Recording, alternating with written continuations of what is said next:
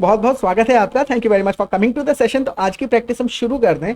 देखिए, कुछ इंग्लिश के डेली यूज के सेंटेंसेस को हम यहाँ पर बोलेंगे सिचुएशन के हिसाब से कि क्या सिचुएशन हमको दिख रही है, उस सिचुएशन में कौन सा वर्ड, कौन सा स्ट्रक्चर यूज होगा एग्जैक्टली उस फीलिंग को एक्सप्रेस करने के लिए, राइट। और जो भी सेंटेंसेस हम यहाँ पर बोलेंगे, हर सेंटेंस को बिल्कुल नेचुरली इंग्लिश में बोलेंगे the way native English speakers do.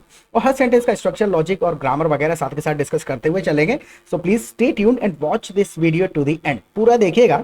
मान के चलिए, अगर आपको किसी से पूछना पड़े ये पिक्चर कहाँ की है, ये पिक्चर कहाँ की है, तो पूछने का बिल्कुल सिंपल तरीका है where is this picture from.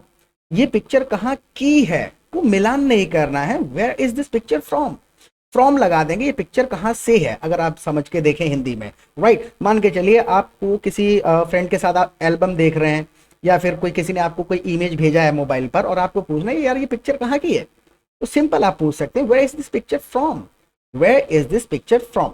एक तरीका ये हुआ, राइट। फ्रॉम के यूसेज आपको समझ में आ जाएंगे। You just need to listen to the English, सुनते चले जाइए, सबसे बेस्ट तरीका है ये। अब मान के चलिए अगर आप ये बताने की कोशिश करें कि ये इंडिया गेट पर लाइटें जल रही हैं, इंडिया गेट पर अब जिस प्रकार की ये लाइटें जल रही हैं, एक्चुअल में ये जो लाइटें जलाई गई हैं, ये जलाई गई हैं डेकोरेशन के लिए। So lights are illuminated at India Gate, lights are illuminated at India Gate. At क्यों कह रहे हैं? एट का मतलब यहां पर इंडिया गेट के ऊपर नहीं, हम कहने की कोशिश कर रहे हैं lights are illuminated at India Gate, यानी कि हम इस प्लेस की बात कर रहे हैं कि इस जगह पर जलाई गई हैं, ना कि इस प्लेस पर, ये आसपास, राइट। एट कहते हैं ना हम, एट मॉल, तो हम मॉल के ऊपर होने की बात नहीं कर रहे हैं, राइट। हम उस प्लेस की बात कर रहे हैं। So lights are illuminated at India Gate. लेकिन मान के चलिए कि अब मैं अपने बच्चे से कहूं कि जाओ लाइट जला आओ, तो मैं उसको ये नहीं कह सकता ना go and illuminate the light, उसको कहा जाएगा गो turn the lights on, go turn on the light या टर्न द लाइट ऑन। दोनों तरीके से कहा जा सकता है, शब्द आगे पीछे किए जा सकते हैं एम्फेसाइज करने के लिए। लेकिन ये जो लाइट करी गई है, ये क्या करा गया है? Lights are illuminated at India Gate, right. अब मान के चलिए मैं आपसे पूछूं या आपको किसी से पूछना पड़े क्या आप कभी इंडिया गेट गए हो, आप कहीं पर गए हो, जो इस एक्सप्रेशन को हम पूछते हैं, कहीं गए हो, दिल्ली गए हो, आगरा गए हो, मेरे घर कभी आए हो, राइट। तो बीन टू का इस्तेमाल कर लिया जाता है हैव यू। नॉर्मल पूछे क्या आप कभी इंडिया गेट गए हो, हैव यू एवर। एवर का मतलब है कभी भी किसी एक भी बार, right. Have you ever been to India Gate, have you ever been to India Gate. Ever का इस्तेमाल क्यों कर रहे हैं? कभी भी, एटलीस्ट वंस, कभी एक बार भी अगर हुआ है तो एवर। जैसे हम कहते हैं मुझसे कभी बात मत करना, don't talk to me ever. Ever मतलब बिल्कुल कभी भी, एक सिंगल टाइम की भी बात हो रही है। So have you ever been to India Gate, कभी इंडिया गेट गए हो। अगर आपको बताना पड़े हाँ मैं लगभग 2 साल पहले इंडिया गेट गया हूंगा, अब ट्रांसलेशन हो ही नहीं सकता है, करेंगे तो अटक जाएंगे, ट्रांसलेशन नहीं करना होता। सिचुएशन अपने माइंड में समझ के देखिए आप क्या कह रहे हैं। आप अंदाजा लगाते हुए एक बात को बता रहे हैं कि लगभग 2 साल हो गए होंगे जब मैं इंडिया गेट गया था, मैं 2 साल पहले लगभग इंडिया गेट गया होऊंगा, राइट। तो देखिए कितने तरीके से आप इस चीज को कह सकते हैं। तोड़िए सिचुएशन को, सिंपल कहने की कोशिश करिए कि पक्का पक्का नहीं पता, 2 साल पहले इंडिया गेट गया होऊंगा।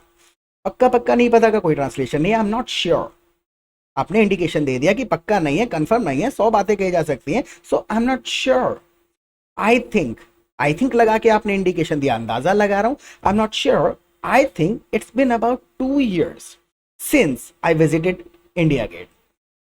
आई एम नॉट श्योर, पक्का नहीं पता, आई थिंक मुझे लगता है, it has been about 2 years, लगभग 2 साल हो चुके हैं।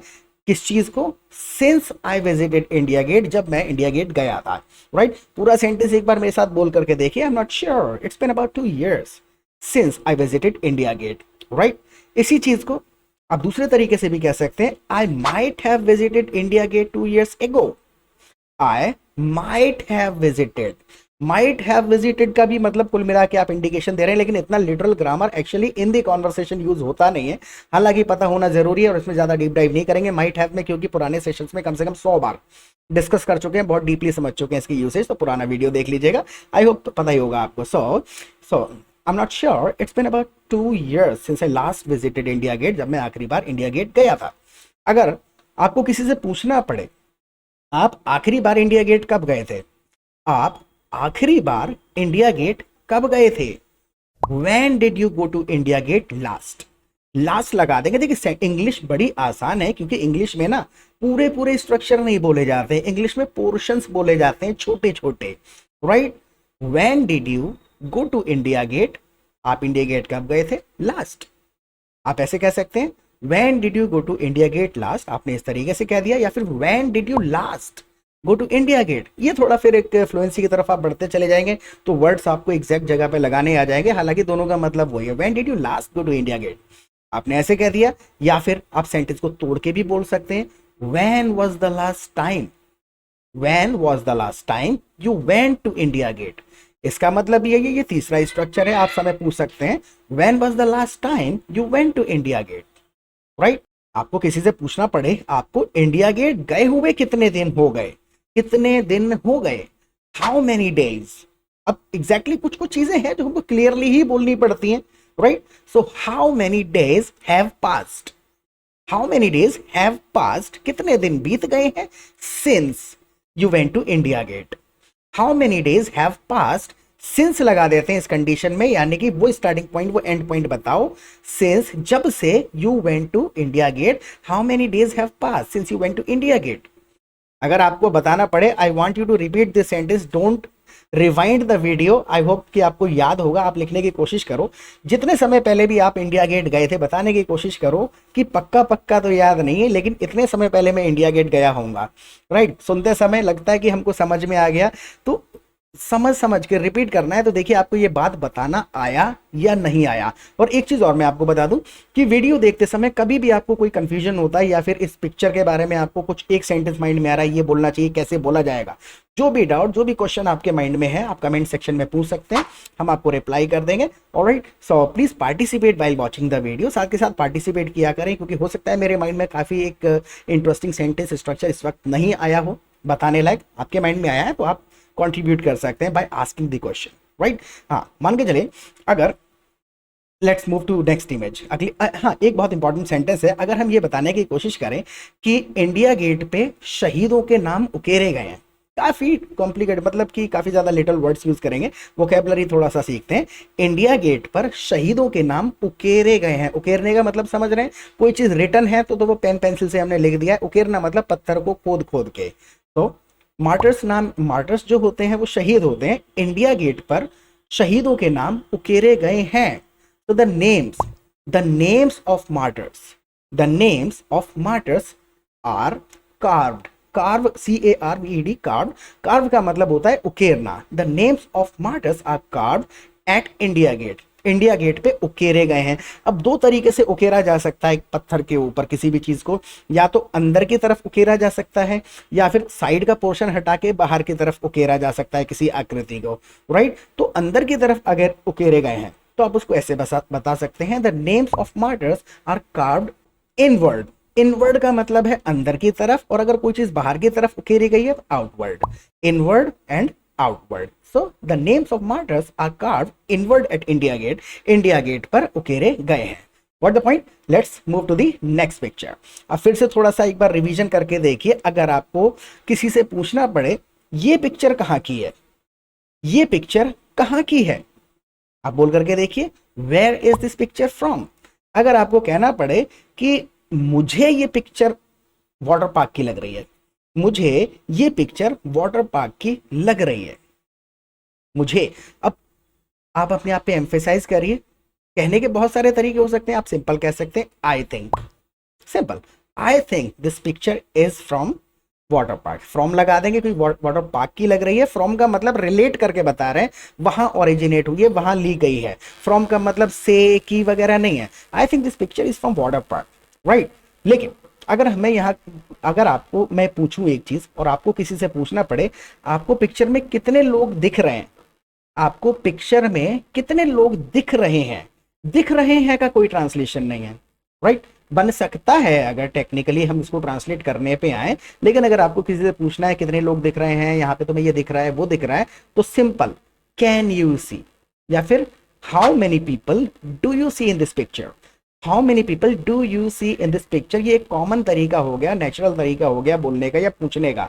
अगर इसका ट्रांसलेशन हिंदी में कर दें, how many people do you see in this picture, how many people do you see का मतलब कितने लोग देखते हो, तो अगर हम हिंदी इंग्लिश का साथ साथ मिलान करते हैं ना, तो बहुत ज्यादा मुश्किल हो जाता है। दोनों भाषाएं अलग हैं। English is spoken its own way which has no connection with Hindi. Hindi से कोई मिलान नहीं करना है। सिचुएशन समझिए, इस बात को किस तरीके से बोला जाता है इंग्लिश में। So how many people do you see in this picture, या फिर how many people can you see in this picture. Can you थोड़ा सा एम्फेसाइज करके कह दिया, कितने लोगों को देख पा रहे हो, या फिर how many people do you see in this picture. अगर आपको कहना है मुझे लगता है ये 5 है, मुझे लगता है ये 5 लोग हैं, हिंदी में ये कहा जाएगा मुझे लगता है ये 5 लोग हैं, लेकिन इंग्लिश में सिंपल कह देंगे I think they are 5। I think they are 5 in total. Total 5 लोग हैं, I think they are 5 in total. Right, let's move to the next image. अच्छा, एक इसको आप बताने की कोशिश करिएगा। एक सेंटेंस आप कमेंट सेक्शन में जरूर लिखिएगा। मुझसे आप पूछ करके देखिए, इंग्लिश में पूछना है आपको, आप आखिरी बार वाटर पार्क कब गए थे। आप आखिरी बार वाटर पार्क कब गए थे। रिवाइंड मत करिएगा, वैसे मेरा फायदा अगर आप रिवाइंड करके देखेंगे तो मेरा फायदा है इसमें, लेकिन आप रिवाइंड बाद में कर लेना। लेकिन अभी एक टेस्ट लीजिए इंग्लिश का, आप इसको लिखिए, मुझसे पूछिए कि आप आखिरी बार वाटर पार्क कब गए थे। राइट, तो let's move to the next image. इसको स्किप कर देते हैं। Let's talk about Kejriwal sir. So अगर आपको किसी से पूछना पड़े क्या आपको इनकी पार्टी का नाम पता है, क्या आपको इनकी पार्टी का नाम पता है, स्ट्रक्चर को देखना पड़ेगा। देखिए दोनों तरीके से कह दिया जाएगा, एक बिल्कुल फॉर्मली और एक बिल्कुल कैजुअली, जैसे हम कॉन्वर्सेशन में बात करते हैं। आप ऐसे कह सकते हैं, do you know his party's name. Do you know his party's name, ये हुआ एक लिटरल सारा का सारा रूल लगा दिया हमने इसके ऊपर। Do you know his party's name, ऊपर कॉमा क्यों लगा रहे हैं, my father's name is this, my mother's name is this. Right, तो एस लगा करके का, तो do you know his party's name. लेकिन कैजुअली नॉर्मल कह दिया जाता है, do you know his party name. S की यहाँ पर जरूरत नहीं है। अगर आप किसी को कहते सुनते हैं तो आप ये नहीं कहें कि ग्रामेटिकली गलत है या भूल गए हैं, ग्रामेटिकली भी करेक्ट है। Do you know his party name. या फिर आप ऐसे भी कह सकते हैं, do you know which party he belongs to. Do you know which party he belongs to. देखिए इसमें हमने क्या करा है, इसमें 2 क्वेश्चंस कंबाइन करे हैं। स्ट्रक्चर को बड़े ध्यान से देखिएगा। पहला क्वेश्चन है, क्या आपको पता है ये कौन सी पार्टी से बिलोंग करते हैं। अब जब 2 क्वेश्चंस हैं, आप तोड़ तोड़ के बोल सकते हैं। आप ऐसे कह सकते हैं, डू यू नो, यहां तक ये सेंटेंस आपने अलग कर दिया, which party does he belong to. Do you know which party does he belong to. आपने एक क्वेश्चन कर दिया, लेकिन ये मजा नहीं आएगा। दोनों सेंटेंसेस को कंबाइन करिए, do you know which party he belongs to. एक दूसरे एग्जाम्पल से समझने की कोशिश करिए। देखिए मान के चलिए मैं आपसे पूछूं, क्या आपको पता है रमेश कितने बजे आएगा। क्या आपको पता है रमेश कितने बजे आएगा। 2 क्वेश्चंस हैं, तो ऐसे कह सकते हैं, do you know what time will Ramesh come. What time will Ramesh come. लेकिन अगर इनको हम कंबाइन करें तो पहला वाला क्वेश्चन रह जाएगा, अगले वाले को न्यूट्रल कर देते हैं। So do you know what time Ramesh will come. Will Ramesh come इसमें नहीं कहेंगे, तो दोनों को हमने कंबाइन कर दिया, do you know what time Ramesh will come. Right, I hope ये स्ट्रक्चर आपको समझ में आया होगा।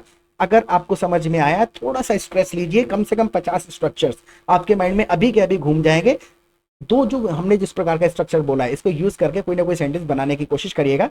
पाउज ले लीजिए और लिखने की कोशिश करिए। अब एक और इस पिक्चर के बारे में एक सेंटेंस और बोलते हैं। अगर मैं आपका एक ओपिनियन मांगू, आपको क्या लगता है, या फिर एक नॉर्मल तरीके से बोल करके देखते हैं, सर के इस बार सीएम बनने के कितने चांसेस हैं। केजरीवाल सर के इस बार सीएम बनने के कितने चांसेस हैं। व्हाट आर द चांसेस, कितने के लिए हमने यूज कर दिया, what are the chances for him. What are the chances for Kejriwal sir. Kejriwal sir के क्या चांसेस हैं, what are the chances for Kejriwal sir to become chief minister in this election. What the point, what are the chances for him to become chief minister this time. What are the chances for him to become chief minister this time? Right? इस वक्त उनके CM बनने के कितने chances हैं। Election word use करना चाहें, so what are the chances for him to become CM again in this election? Right? तो शब्द छोटे छोटे जुड़ते चले जाते हैं।